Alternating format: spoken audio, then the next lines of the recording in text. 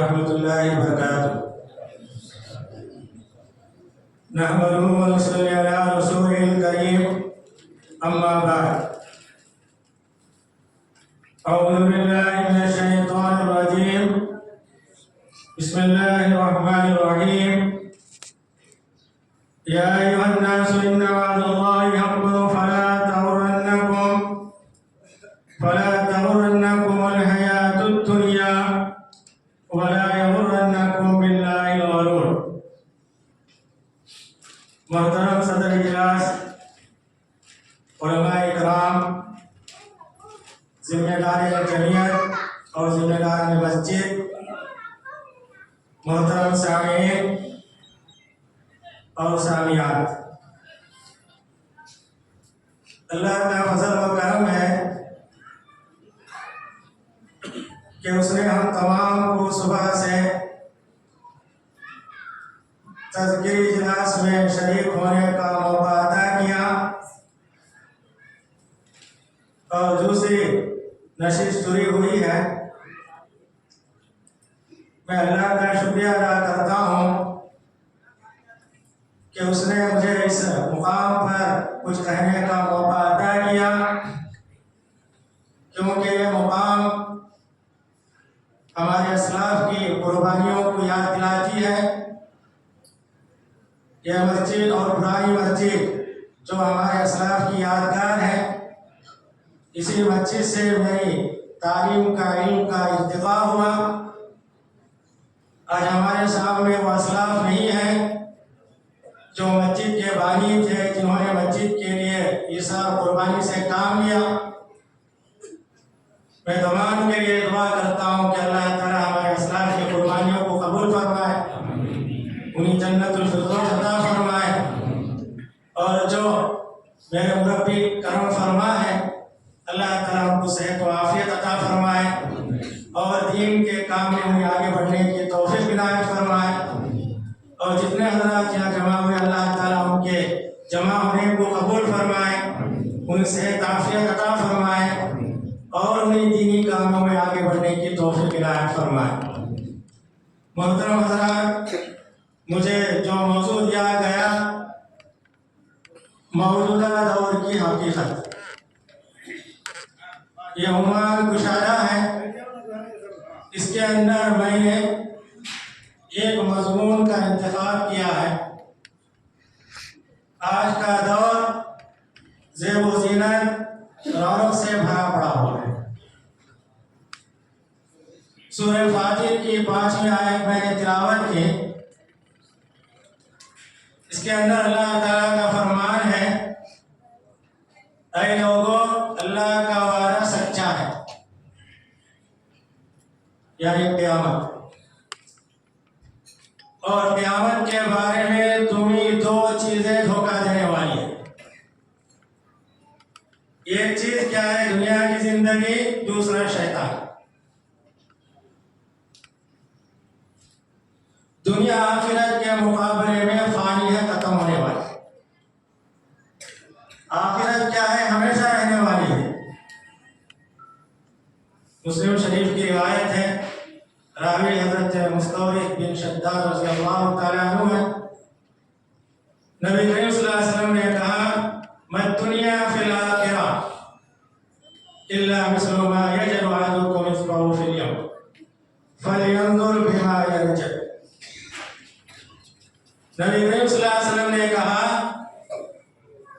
आखिरत के मुकाबले में दुनिया इस तरह है, अगर कोई आदमी समंदर में अपनी उंगलियों को डुबाए, समंदर का पानी उसकी उंगलियों को कितना लगता है? यही दुनिया है। बाकी सारा समंदर क्या है? आखिरत उसकी नेमत है। इसी थोड़े कतरे के पानी को अल्लाह ताला ने इतना मुज़य्यन कर दिया, जब से दुनिया बनी है क़यामत तक शैतान इसे मुज़य्यन करके दिखाए। यह आर्थिक दुनिया के लिए दुनियादार उसके पीछे पड़ जाते हैं, मगर मोमिन की निगाह में आखिरत होती है। वो दुनिया की फिक्र नहीं करता, और एक हदीस में बताया गया, मुस्लिम शरीफ की रिवायत है, नबी करीम सल्लल्लाहु अलैहि वसल्लम का बाजार में गुजर हुआ, एक बकरी जिसके कान कटे हुए थे, मुर्दार थी। नबी करीम सल्लल्लाहु अलैहि वसल्लम ने कहा, कौन इसे 1 दिरहम में खरीदेगा? साहबा ने कहा, यह तो मुर्दार है, कान कटा हुआ, इसकी कोई वक़्त नहीं। तो आपने कहा, दुनिया क्या है आखिरत के मुकाबले में? ये बकरी जो कान कटी है, मरी है, यही उसकी हैसियत है। जब से दुनिया बनी है, ये दुनिया के पीछे पड़ने वाले कौन, उनकी हालतें क्या हुई और आखिरत क्या है, उसकी नेमतें क्या है, अल्लाह ताला ने किसी को नहीं बताया। नबी करीम सल्लल्लाहु अलैहि वसल्लम ने कहा, आखिरत की जन्नत की नेमतें ऐसी है, दुनिया के किसी कान ने उसे नहीं सुना, किसी आंख ने नहीं देखा, किसी आदमी के दिल के अंदर उसका ख्याल नहीं आया, ऐसी नेमत।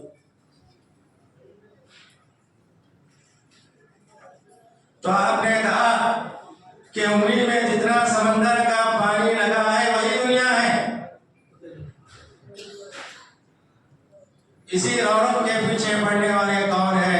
कुरान मजीद के अंदर अल्लाह ताला ने कई पैगंबरों के वाक़यात को बयान किया। कुरान मजीद क्या है?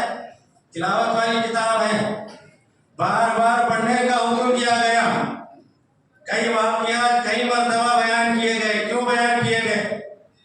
हर एतबार से पढ़ना चाहिए कि उस वाक़यात के अंदर क्या बताया गया। नूह अलैहिस्सलाम का वाक़या हमारे सामने है, उनके साथ ईमान लाने वालों की जो हैसियत थी उसे बयान किया गया।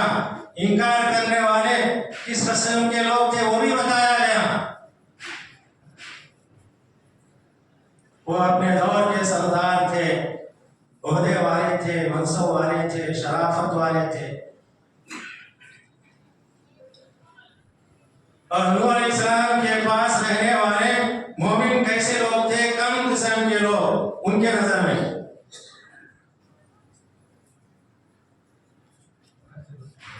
कौम वालों ने कहा, तुम्हारे साथ रहने वाले देखो कैसे बादिया पाए, कम किस्म के लोग हैं।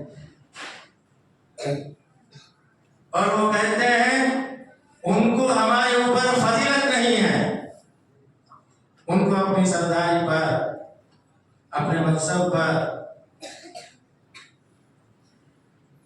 फख्र था, गुरूर था। नूह अलैहिस्सलाम की उन्होंने तौहीन की, मोमिनों का उन्होंने मजाक उड़ाया। उन्हीं लोगों में उनका बेटा, उनकी बीवी शामिल हो गई। उनकी बीवी के निकाह में दुनिया थी, जबकि उनके शौहर पैगंबर थे। पैगंबर उन्हें आखिरत का रास्ता दिखाते हैं। बीवी की आंखें नहीं खुली, ना बेटे की आंखें खुली। वो मंजर भी बताया गया कि नूह अलैहिस्सलाम कश्ती में सवार होकर अपने बेटे से खिताब करते हुए उन्होंने कहा, या बुनय्या अरकब मअक वला तकुन मअल काफिरीन, ऐ मेरे बेटे कश्ती में सवार हो जा और काफिरों के साथ ना हो जा। उसका जहन दुनियादार था, दुनिया को सब कुछ समझ रखा था। उसने कहा, साइला जबल यासिमुनी मिनल मा, पानी मेरा कुछ बिगाड़ नहीं सकता, मैं पहाड़ के ऊपर चला जाऊंगा। नूह अलैहिस्सलाम ने कहा, ला आसिमल यौम मिनल्लाह, आज अल्लाह के अज़ाब से कोई बचने वाला नहीं, जिसे अल्लाह रहम करे। बाप बेटे की गुफ्तगू होती है, पानी की मौज आती है, बेटे को अपने अंदर ले लेती है। नूह अलैहिस्सलाम के वाक़े में बताया गया, दुनियादार लोगों ने जो सोचा और नूह अलैहिस्सलाम ने जो पैगाम लोगों के सामने सुनाया, इनके सामने आखिरत थी, उनके सामने दुनिया थी, दुनिया की रौनक थी, ज़ीनत थी। उन्होंने उसी को सब कुछ समझा, दुनिया से खत्म हो गया। उसके बाद अल्लाह ताला ने कौम समूद, कौम आद का जिक्र किया। ये ताकतवर कौम थी। कौम आद को अल्लाह ताला ने ये हुनर दिया, ऊंची ऊंची जगहों पर इमारतें बेकार बनाते थे। कौम समूद को अल्लाह ने, उनके हाथों में ये सलाहियत थी, पहाड़ों में घर तराशा करते थे। उनके लिए बागात थे, उनके लिए खेतियां थी, खजूर के बागात थे।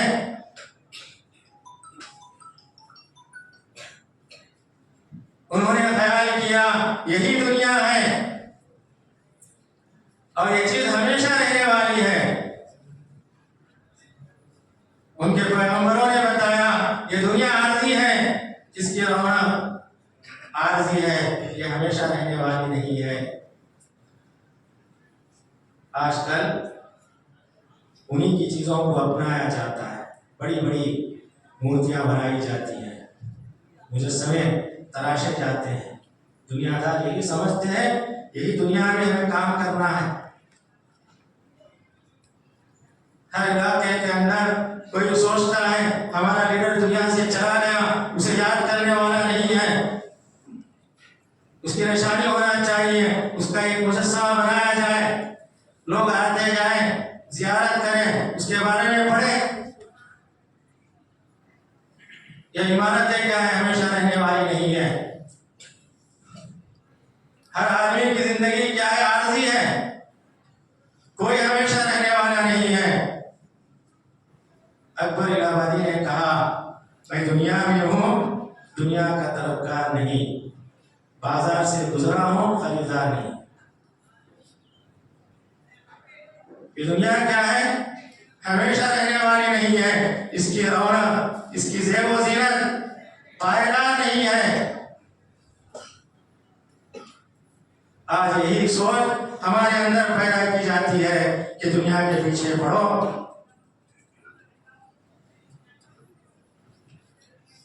उसके अंदर जो कमालात है उसे हासिल करो। दुनिया हासिल करना, उसके मकासद को पूरा करना बुरा नहीं, शर्त यह है कि आखिरत उसके सामने हो। कुरान मजीद के अंदर अल्लाह ताला ने कारून का जिक्र किया, दुनिया का बड़ा मालदार, करोड़पति। उसके खजाने की चाबियां एक लंबी ताकतवर जमात लेके जाती थी। मूसा अलैहिस्सलाम ने उससे यही कहा वअहसिन कमा अहसनल्लाहु अलैक, अल्लाह ने तुझ पर एहसान किया, तू भी लोगों पर एहसान कर। और अल्लाह की नेमत है, अल्लाह ताला तुझे दिया, तू भी फायदा उठा, दूसरों को फायदा पहुंचा। वला तबगिल फसाद फिल अर्द, जमीन के अंदर फसाद मत कर।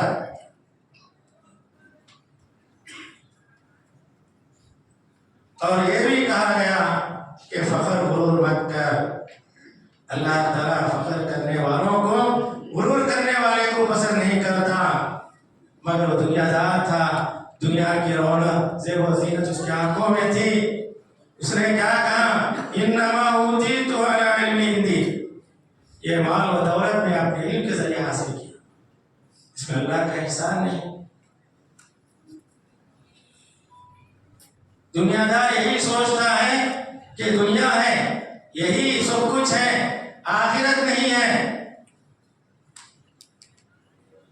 नतीजा क्या हुआ, अल्लाह ताला उसे उसके खजाने के साथ जमीन में धंसा दिया।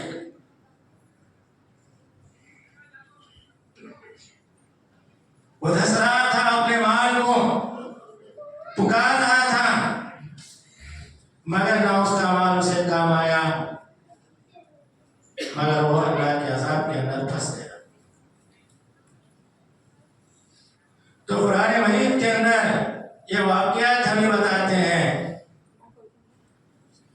कि हमें दुनिया के बारे में गौर करें, ये दुनिया की हैसियत क्या है, आखिरत हमेशा रहने वाली है।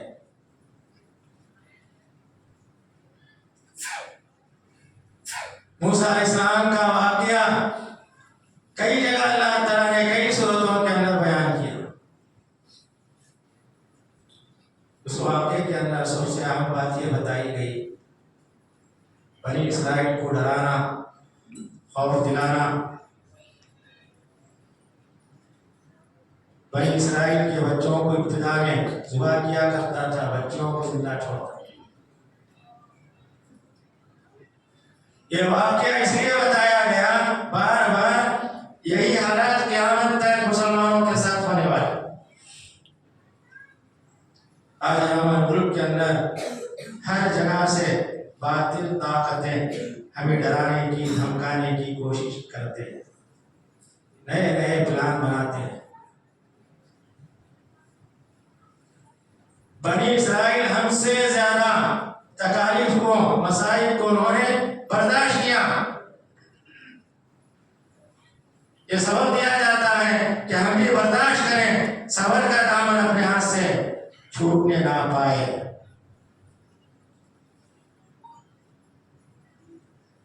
आज के दौर के अंदर पूरी दुनिया की हालत क्या है हमारे सामने।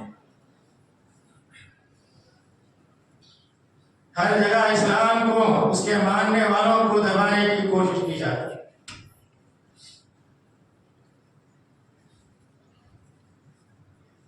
वो जानते हैं इस्लाम से दुनिया वालों को खतरा है, जबकि इस्लाम से दुनिया वालों को फायदा है। खतरे का सवाल ही नहीं। इतना बेहतरीन मजहब अरब के अंदर अल्लाह ताला ने उसे शुरू कराया, वहां की हालत क्या थी? आप आने से पहले अरब के अंदर तमाम किस्म की बुराइयां मौजूद थी। अल्लाह ताला ने आपके जरिए उन तमाम बुराइयों का खात्मा कराया।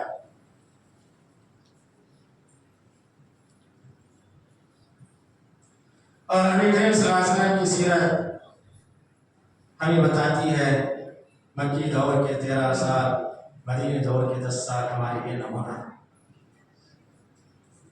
13 साल तक मक्के के अंदर आपने कुफ्फार की मुसीबतें, तकालीफ को आपने बर्दाश्त किया। यह हमें नमूना मिलता है कि हमको भी हालात का मुकाबला करना है, बर्दाश्त करना है, सब्र करना है, अपने दीन को अपने हाथ से जाने नहीं देना है। मदनी जिंदगी बताती है कि मदीना पहुंचने के बाद नबी करीम सल्लल्लाहु अलैहि वसल्लम को अपनों से तकलीफ पहुंची। मक्के के अंदर दुश्मन सामने थे, मदीने के अंदर छुपे हुए दुश्मन थे।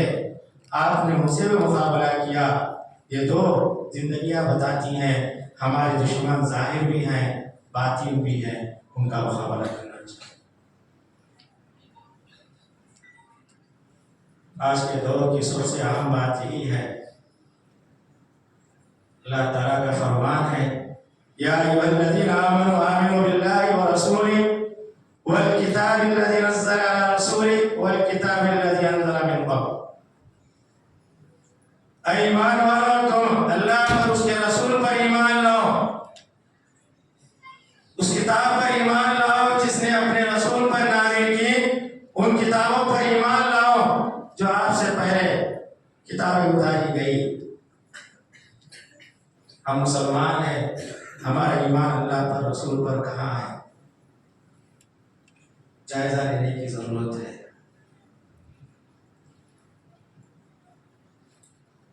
कितने वाकयात हमारे सामने हैं कि मुसलमान मुर्तद हो जाते हैं। हमारी बच्चियां गैर कौम के साथ शादी ब्याह करके जिंदगी बसर करती हैं। ये चीज कहां से आई? ना हमारा ईमान अल्लाह पर था, ना रसूल पर था, ना किताब पर था।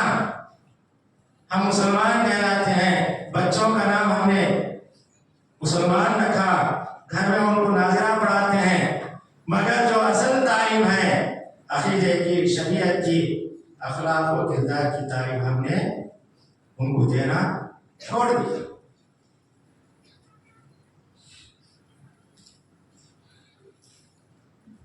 अपने औलाद को हम अकीदे की तालीम दें।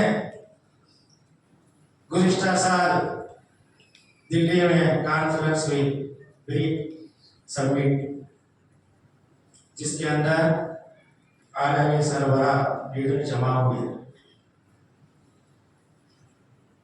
उसमें एक प्रोग्राम यह था, तमाम लीडरों को गांधी के खबर पर ले जाना। सारे लीडर गए। उसमें सऊदी का जो वली अहद है नहीं गए। सारी दुनिया जानती है। अभी राजस्थान में सरकार बनने के बाद किसी ने कहा अजमेर दरगाह पहले मंदिर थी, उसे उड़ा देना चाहिए। रिपोर्टर एक वकील से पूछता है, इसके बारे में आपका ख्याल क्या है? उसने कहा मुसलमानों को इस्लाम से कोई वास्ता नहीं है। उसने इसी का हवाला दिया कि सऊदी का वली अहद गांधी के खबर पर नहीं गया। क्यों नहीं गया? वो बताता है इस्लाम के अंदर शिर्क नहीं है, बुत परस्ती नहीं है, खबर परस्ती नहीं है। वो हिंदू था, उसने ये भी बताया अरब के किसी इलाके के अंदर खबर नहीं है, मजार नहीं है। उसने ये भी कहा अज़ान का पहला कलिमा जो है ला इलाहा इल्लल्लाह, उसके अंदर तौहीद का पैगाम है, अल्लाह के सिवा कोई इबादत के लायक नहीं। हम मूर्तियों की इबादत करते हैं, ये खबर की इबादत करते हैं, दोनों में क्या फर्क है? जबकि वो गैर मुस्लिम वकील है, उसने कहा अजमेर की दरगाह तोड़ी जाती है, उसमें कोई बुरी बात नहीं है, ये इस्लामी अकीदा है। जबकि गैर कौम क्या है, हमसे ज्यादा हमारे अकीदे के बारे में जानते हैं। जो बुनियादी बात है कि हम अपने औलाद को, अपने बच्चों को, बच्चियों को इस्लामी अकीदा जो है उसे पूरी तरह तालीम दे। दूसरी बात, जो इस्लामी शरीयत है उसके बारे में बता कि शरीयत क्या है। हमने शरीयत को चंद चीज़ों का नाम बना के रखा है, पूरी शरीयत उनको बताना चाहिए। अभी हालात उत्तराखंड के अंदर यूसीसी पास हो गए। कल की न्यूज़ क्या है, आसाम में निकाह और तलाक का जो हुक्म था उसे मंसूख कर दिया। ये क्यों ऐसा होता है? शादी ब्याह के मौके पर हम जो इस्लामी निज़ाम बताया उस पर गौर नहीं करते, लेन देन को तरजीह देते हैं। शादी के बाद खुला तलाक का मामला मुसलसल चलते रहता है। जो इस्लाम हमें हर जगह आसानी पैदा किया, उसे मुश्किल करके हम इस्लामी क़वानीन को तोड़ने पर मजबूर हो जाते हैं। शादियों को हमने इतना सख्त कर दिया, शादी बड़ी मुश्किल से होती है तो फौरन टूट जाती है। निकाह के खुतबे के अंदर तक़ुल्लाह कहा जाता है, मगर तलाक देते वक्त, खुला रहते वक्त वो चीज दिल से निकल जाती है।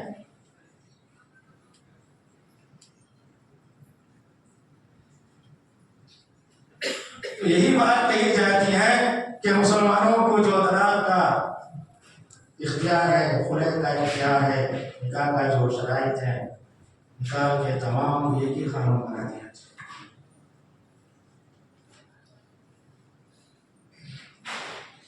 बच्चे जवान होते हैं, उन्हें निकाह के बारे में बताना चाहिए, निकाह क्या है, क्यों किया जाता है, उसके मकासद क्या है। सब निकाह की महफिल में साहबा के वाकया सुनते हैं, अमल के मैदान में सबसे पीछे रह जाते हैं।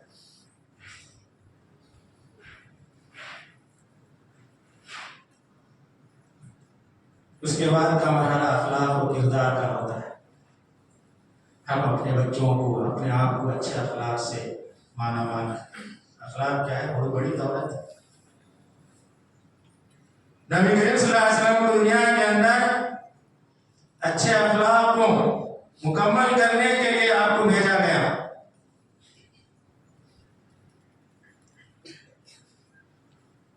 हज़रत अबू ज़र ग़िफ़ारी रज़ी अल्लाह तआला अन्हु को मालूम हुआ मक्के में पैगंबर आए हुए हैं, अपने भाई को भेजते हैं, जाके देख के आओ वो पैगंबर कौन है, क्या बोलते। वो गए, उन्होंने नबी करीम सल्लल्लाहु अलैहि वसल्लम को देखा, सुना वो क्या कहते हैं, आकर अपने भाई से कहते हैं वकान यामुरु बिमकारिमिल अखलाक, क्या आप क्या है अच्छे अखलाक की तालीम देते हैं। काबतुल्लाह मुक़द्दस जगह है, वहां के रहने वाले तमाम मुशरिक थे, किसी ने ये नहीं कहा हमेशा आप काबतुल्लाह में नमाज पढ़ने वाले, वहीं रहने वाले। सारे लोग इस बात की गवाही देते हैं अस्सादिक अल अमीन, आप सच्चे इंसान हैं। अखलाक की सबसे ऊंची चीज क्या है, जुबान का सच होना, और अमीन अमानतदार।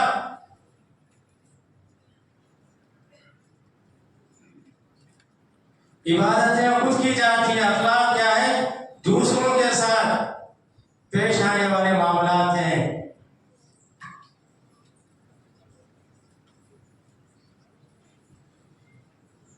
जब आप छोटे थे काबतुल्लाह गिर गया, काबतुल्लाह की तामीर हुई, हजर अस्वद रखने का मौका आया, हर कबीला दावा कर रहा था हजर अस्वद मैं रखूंगा।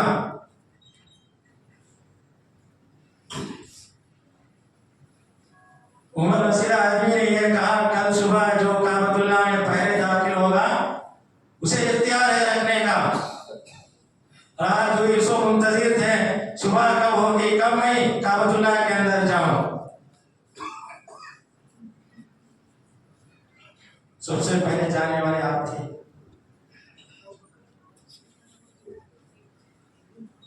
आपने जो अखलाक का मुजाहरा किया वो हमारे सामने है। चाहे तो आप हजरत अस्वद उठा के रख देते थे, मगर आपने पसंद नहीं किया। एक चादर बिछाई, पत्थर रखा, हर कबीले के सरदार से कहा उठाओ, चादर उठाए, रखने की जगह है, आपने उठा के रखा।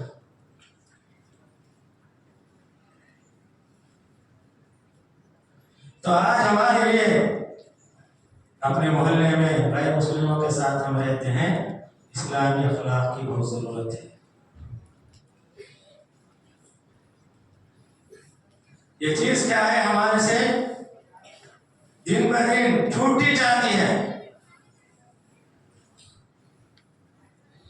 वो वाकया भी हमको याद है कि नबी करीम सल्लल्लाहु अलैहि वसल्लम रोजाना फजर की नमाज के लिए जाते थे।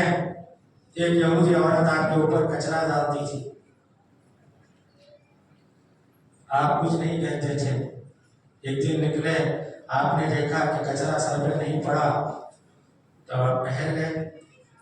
आपने खुशी का इजहार नहीं किया, रोजाना कचरा पड़ता था, आज नहीं पड़ा।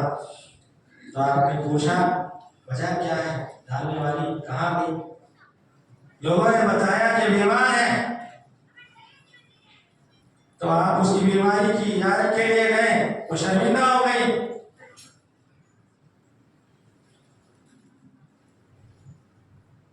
तो इस्लामी अखलाक आज हमारे लिए बहुत जरूरी है, क्योंकि इसके जरिए से इस्लाम का नाम रोशन होता है। उठते बैठते वक्त, बातचीत के अंदर, मामलात के अंदर, हर चीज के अंदर अखलाकी रिवायात को बरकरार रखना चाहिए।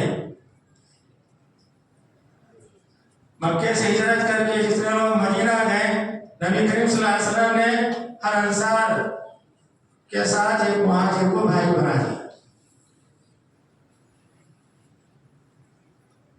अब्दुर्रहमान बिन औफ रज़ियल्लाहु तआला अन्हु को भी हज़रत साद बिन रबी से भाई का वास्ता देकर घर भेज दिया। हज़रत अब्दुर्रहमान बिन औफ रज़ियल्लाहु तआला अन्हु के साथ घर गए।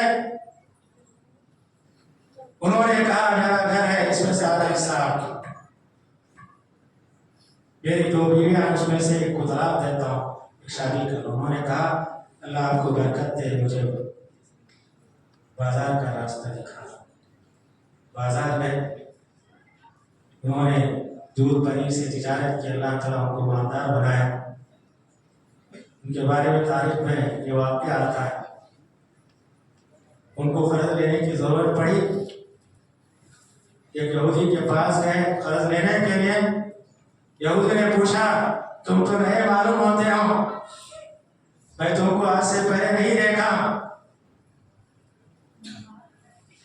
मैं किस बुनियाद पर तुमको कर्ज दूं? उन्होंने कहा मैं मुसलमान हूं। यहूदी उनको कर्ज देता है और ये कहता है कि मुसलमान क्या है, वादा खिलाफी करने वाला नहीं। लफ्ज़ मुसलमान सुन के उसने उनको कर्ज दिया। तो मुसलमान जहां भी रहता है अखलाक और किरदार से माला माल होता है, वो अपने अखलाक और किरदार से पहचाना जाता है। तो आज का दौर हमारे लिए बहुत सारे चैलेंजेस पेश कर रहा है। हमें हर तरफ से यही देखना चाहिए कि हम इनका मुकाबला करें और ये जानें कि दुनिया की जिंदगी आरज़ी है, आखिरत हमेशा रहने वाली है। हमेशा की जिंदगी को दुनिया के मुकाबले में ना छोड़ें, बल्कि उस पर कायम रहें। दुनिया हर एक की गुजर जाती है। हज़रत उमर रज़ियल्लाहु तआला अन्हु नबी करीम सल्लल्लाहु अलैहि वसल्लम के पास आए। आप आराम करके बैठे हुए थे, आपके जिस्म पर हंसी के निशानात थे। उनकी आंखों से आंसू जारी हो गए। तो नबी करीम सल्लल्लाहु अलैहि वसल्लम ने उनसे पूछा क्यों रोते हो? हज़रत उमर रज़ियल्लाहु तआला अन्हु ने कहा ईरान वाले, किस्रा वाले, उनके महलात हैं, उनके लिए अच्छे बिस्तर हैं। आप अल्लाह के पैगंबर हैं, आपके लिए सोने के लिए बिस्तर नहीं है। तो नबी करीम सल्लल्लाहु अलैहि वसल्लम ने कहा उनके लिए अल्लाह ताला दुनिया में दे दिया, हमारे लिए आखिरत में नेमत है। दुनिया आपके सामने पेश की गई। नबी करीम सल्लल्लाहु अलैहि वसल्लम ने कहा अल्लाह ने मुझे कहा अगर आप चाहें बहुत पहाड़ को सोने का पहाड़ बना दे। बहुत पहाड़ क्या है, 7 किलोमीटर पर फैला हुआ है। नबी करीम सल्लल्लाहु अलैहि वसल्लम ने कहा मुझे इसकी जरूरत नहीं। फिर आपने ये भी कहा अगर वो सोने का पहाड़ मेरे पास होता, 3 दिन के अंदर पूरा खर्च कर देता, उतना बाकी रखता जो मैं किसी को खर्च देना।